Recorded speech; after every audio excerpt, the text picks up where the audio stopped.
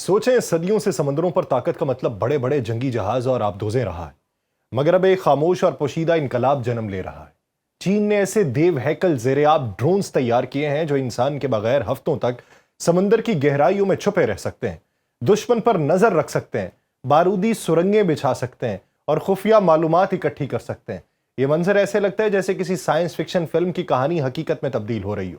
لیکن یہ صرف چین کی کہانی نہیں ہے۔ امریکہ اپنی پوری قوت کے ساتھ آسمانوں اور سیٹلائٹ نظام کو محفوظ بنانے کی دوڑ میں ہے۔ روس نے سمندروں میں خوف پھیلانے کے لیے اپنے ایٹمی ہتھیاروں سے لیس ڈرونز دکھا دیے ہیں، اور ترکی اپنے جہازوں کو ڈرونز کے ساتھ جوڑ کے نئی جنگی حکمت عملی بنا رہا۔ ایسے میں چین کا اچانک اتنے بڑے اور خود کار ڈرونز کا انکشاف یہ بتاتا ہے کہ آنے والی جنگیں محض سطحی بحری طاقت پر نہیں بلکہ سمندروں کی تاریکی میں چھپی مشینوں پر لڑی جائیں گی، اور یہ وہ لمحہ ہے جہاں دنیا ایک نئے اور خطرناک دور میں داخل ہو رہی ہے، اور ہر ملک کو یہ سوچنا ہوگا کہ آنے والے کل کی طاقت کس کے ہاتھ میں ہوگی۔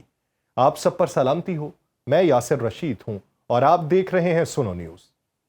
ناظرین، چین کی بحری طاقت تیزی سے بڑھ رہی ہے اور اب وہ سمندر کے اندر بھی نئی ٹیکنالوجی دکھانے جا رہا ہے۔ بیجنگ میں ستمبر میں ہونے والی فوجی پریڈ میں چین پہلی بار 2 نئی بغیر پائلٹ کی دیو ہیکل آبدوزیں دکھائے گا۔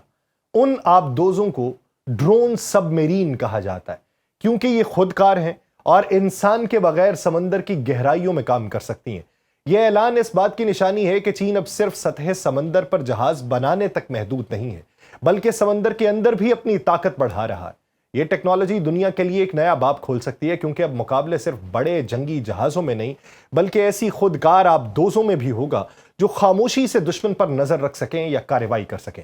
چین اب سمندر کی گہرائیوں میں بھی طاقت کا کھیل شروع کر چکا ہے، اور اگرچہ سطح سمندر پر اس کی بحریہ ابھی بھی امریکی بحریہ کا مقابلہ کرنے کے لیے جدوجہد کر رہی ہے، لیکن پانی کے نیچے کے میدان میں اس نے زیادہ تیزی سے سرمایہ کاری کی ہے۔ خاص طور پہ وہ ایسی دیو ہیکل خودکار آبدوزیں تیار کر رہا ہے جنہیں XLUUVS کہا جاتا ہے، جنہیں آپ ایکسلوو بھی کہہ سکتے ہیں۔ یہ آبدوزیں بغیر انسان کے کنٹرول کے چل سکتی ہیں اور اپنی جسامت اور صلاحیت کے لحاظ سے دوسرے ممالک کی کوششوں سے کہیں آگے ہیں۔ دنیا نے اب تک اس پیش رفت پہ زیادہ توجہ نہیں دی، لیکن بیجنگ میں ہونے والی بڑی فوجی پریڈ کے بعد یہ حقیقت سب کے سامنے آ جائے گی۔ چین 3 ستمبر کو دوسری چین جاپان جنگ کے خاتمے کی 80ویں سالگرہ بیجنگ میں ایک شاندار فوجی پریڈ کے ذریعے منانے جا رہا ہے۔ اس سے پہلے 2015 میں 70ویں سالگرہ بھی ایک بڑی پریڈ کے ساتھ منائی گئی تھی، جس میں دنیا کو چین کی بڑھتی ہوئی عسکری طاقت دکھائی گئی تھی۔ اس بار بھی وزارت دفاع نے اعلان کیا ہے کہ پریڈ میں جدید اور بہتر ہتھیار اور آلات نمائش کے لیے پیش کیے جائیں گے۔ اب سوشل میڈیا پہ منظر پہ آنے والی ریہرسل کی تصاویر نے سب کی توجہ اپنی جانب کھینچی ہے، کیونکہ ان میں پہلی بار یہ بات واضح ہوئی ہے کہ 2 قسم کی دیو ہیکل خودکار آبدوزیں یعنی extra large uncrewed underwater vehicles اس پریڈ کا حصہ ہوں گی۔ کئی برسوں کی آزمائشوں اور تجربات کے بعد وہ ڈیزائن نمایاں ہو رہے ہیں جنہیں کامیاب قرار دیا گیا، جو آئندہ بحری حکمت عملی میں بنیادی کردار ادا کریں گے۔ تازہ ترین ماڈلز اپنی جسامت اور انداز میں پہلے سے کہیں بڑے اور جدید ہیں۔ یہ غیر انسانی آبدوزیں تقریباً 18 سے 20 میٹر لمبی ہیں اور اپنی ساخت میں دیو کیمٹ ٹارپیڈو جیسی دکھائی دیتی ہیں۔ ان میں پمپ جیٹ پروپلجن کا استعمال انہیں خاموش، تیز اور دیر پا کارکردگی فراہم کرتا ہے۔ اگرچہ ان کی جسامت اور شکل روس کے ایٹمی صلاحیت رکھنے والے پوسائیڈن اور ٹارپیڈو سے کچھ مشابہت رکھتی ہیں، مگر دونوں کے درمیان براہ راست تعلق جوڑ دینا فی الحال محض قیاس آرائی ہوگا۔ اگرچہ چینی میڈیا اور علمی حلقوں میں بعض اوقات ایٹمی توانائی سے چلنے والے ٹارپیڈو نمایاں ہتھیاروں پر تبصرہ کیا گیا ہے، لیکن حقیقت میں یہ نئے ایکسکلوو ماڈل ان ڈیزائن سے زیادہ مشابہ ہیں جو چین میں پہلے سے آزمائش کے مراحل سے گزر رہے ہیں۔ اس وقت دنیا میں سب سے وسیع اور متنوع ایکسکلوو پروگرام چین کی بحریہ یعنی پیپلز لبریشن آرمی نیوی کے پاس ہے، جہاں کم از کم 5 مختلف اقسام کئی برسوں سے پانی میں اس کے اوپر کام ہو رہا ہے۔ یہ تعداد کسی بھی دوسرے ملک کے مقابلے میں بہت زیادہ ہے، اور اس سے یہ ظاہر ہوتا ہے کہ چین نے زیر آب خودکار نظاموں کی دوڑ میں سب کو پیچھے چھوڑ دیا۔ یہ بات تقریباً یقینی ہے کہ چین میں آزمائش کے دوران دیکھے گئے یہ ایکسکلوو ماڈل ایٹمی توانائی سے نہیں چلتے۔ اس لیے اگرچہ بعض حلقوں میں ایک قیاس آرائی کی جا رہی ہے کہ ان میں سے کوئی ماڈل ایٹمی توانائی سے چلنے والے منصوبوں سے جڑا ہو سکتا ہے، لیکن فی الحال ایسا امکان بہت کم نظر آتا ہے۔ امکان یہی ہے کہ یہ وہی ماڈلز ہیں جن کی جھلک پہلے سیٹلائٹ تصاویر میں سامنے آتی رہی ہیں اور اب وہ زیادہ واضح اور عملی مظاہروں کی شکل میں دکھائی دے رہے ہیں۔ ایک زیر آب ڈرون پہ بڑے سفید حروف میں AGX-002 لکھا ہوا نظر آیا۔ فوجی سازو سامان کے مظاہروں میں یہ ایک عام روایت ہے کہ ہتھیاروں پہ ان کے کوڈ یا ڈیزائنیشن رومن حروف میں واضح طور پہ درج کیے جاتے ہیں تاکہ نمائش پریڈ کے دوران ان کی شناخت سامنے لائی جا سکے۔ میزائلوں اور دیگر کئی ہتھیاروں کے بارے میں ماضی میں بھی پہلی بار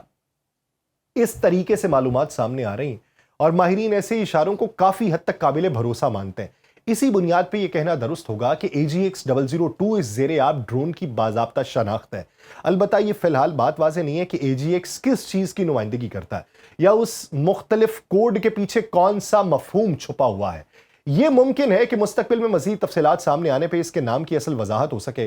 ٹینک ٹرانسپورٹر جس پر یہ نیا زیر آب ڈرون لایا گیا، اس کے سائز کا اندازہ لگانے میں مدد دیتا ہے۔ AGX-002 کی لمبائی تقریباً 18 سے 20 میٹر یعنی 59 سے 65 فٹ ہے اور قطر 1 سے 1.5 میٹر یعنی 3 سے 5 فٹ کے درمیان ہے۔ اس کے ڈھانچے پہ 4 بڑے لفٹنگ لیگز نظر آتے ہیں جو اس بات کی نشاندہی کرتے ہیں کہ اسے عام طور پہ کرین کے ذریعے پانی میں اتارا جاتا ہے، اور یہ طریقہ کار ان بڑے بغیر پائلٹ زیر آب گاڑیوں سے مطابقت رکھتا ہے جنہیں پہلے جنوبی بحیرہ چین میں سانیا اور یولن نیول بیس پہ اور زرد سمندر میں ڈالن کے قریب آزمائشی مراحل میں دیکھا گیا تھا۔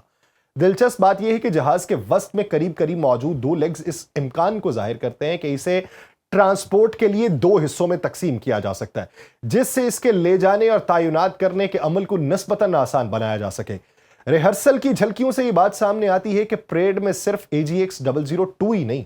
بلکہ اس سے بھی بڑا ایک نیا ڈیزائن بھی پیش کیا جائے گا۔ کم از کم 6 ایکسکلووز کو دیکھا گیا ہے جن میں 4 AGX-002 ماڈل تھے جبکہ باقی 2 نسبتاً بڑے ڈیزائن کے تھے۔ یہ دوسرا ڈیزائن جو تھا یہ ترپال کے اندر ڈھکا ہوا تھا، اس لیے اس کی باضابطہ شناخت یا دیگر تفصیلات واضح نہیں ہوئی،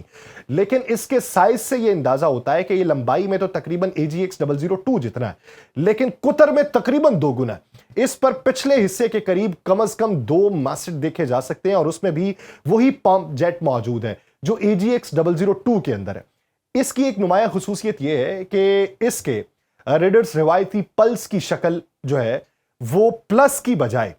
ایکس کی شکل میں ہے، جو ڈیزائن اور استعمال میں ایک بڑی تبدیلی کو ظاہر کرتے ہیں۔ دنیا 3 ستمبر کو اس نئے ڈیزائن کو قریب سے دیکھ سکے گی، مگر ایک بات ابھی سے واضح ہے کہ چین ایکسکلوسیو ٹیکنالوجی میں اس پیمانے پہ سرمایہ کاری کر رہا ہے جو کسی اور بحریہ کے پاس نہیں ہے، اور اب وہ یہ صلاحیت دنیا کے سامنے ظاہر کرنے جا رہا ہے۔ چین کے ان نئے زیر آب ڈرونز کی جھلک سے یہ بھی بات سامنے آتی ہے کہ عالمی سطح کے اوپر نیول طاقت کا توازن صرف سطحی بحری جہازوں یا ایئر کرافٹ کیریئر پہ منحصر نہیں رہا، بلکہ اب پانی کے اندر کام کرنے والی خودکار ٹیکنالوجی بھی اس دوڑ کا حصہ بن چکی ہے۔ امریکہ اس وقت اپنی نیوی میں روایتی آبدوزوں اور جدید ڈرون ٹیکنالوجی کو ساتھ لے کے چل رہا ہے، لیکن اس کے ایکسکلوسیو پروگرام جو ہے وہ ابھی بہت محدود پیمانے پر ہے اور زیادہ تر تجرباتی مراحل میں۔ روس کے پاس اگرچہ پوسیڈن جیسا جدید اور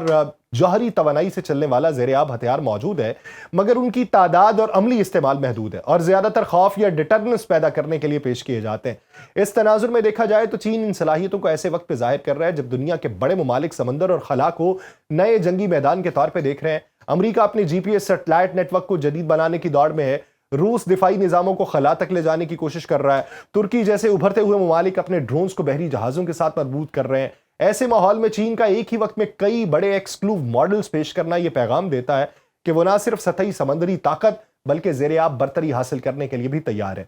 چین کے ان نئے ماڈلز کی جھلک سے یہ بھی بات سامنے آتی ہے